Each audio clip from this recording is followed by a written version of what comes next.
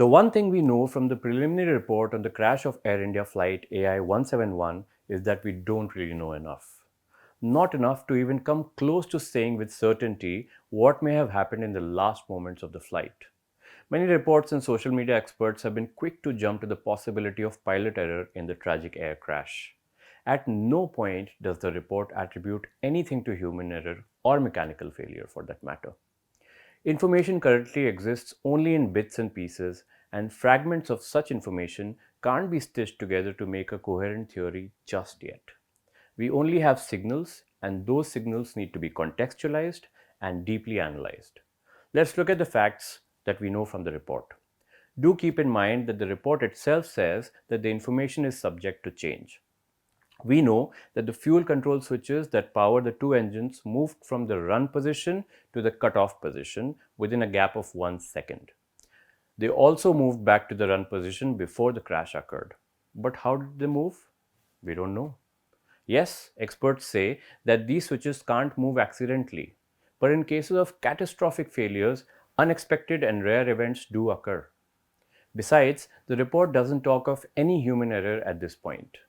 What it does say is that one of the pilots in the cockpit could be heard asking the other why he cut off the switch, and the other pilot categorically states that he did not do so. So, what happened exactly? Again, we don't know.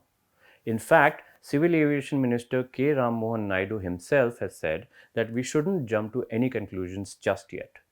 Pilot error, mechanical failure, or anything else. People are also widely and wildly discussing the STAB POS XDCR entry in the technical log after the jet landed from its previous flight from Delhi to Ahmedabad. We know that the term has to do with the stabilizer position transducer, and there was some troubleshooting there. Technical issues in flight operations are not uncommon. There are issues and there's also successful troubleshooting. We know that the aircraft was cleared for takeoff to London.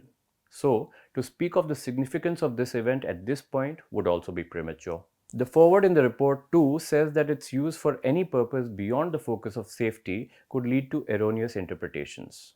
In an interview with ThePrint earlier, Flight Radar's head of communications Ian Petchenik had said that very clearly there was a high workload environment in the cockpit moments after the takeoff.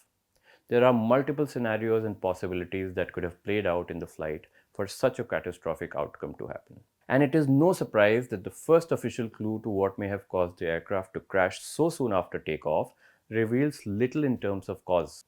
Typically, and world over, such preliminary reports are meant to establish important facts, create situational awareness among those looking for information, and tell them what direction the probe could likely go in.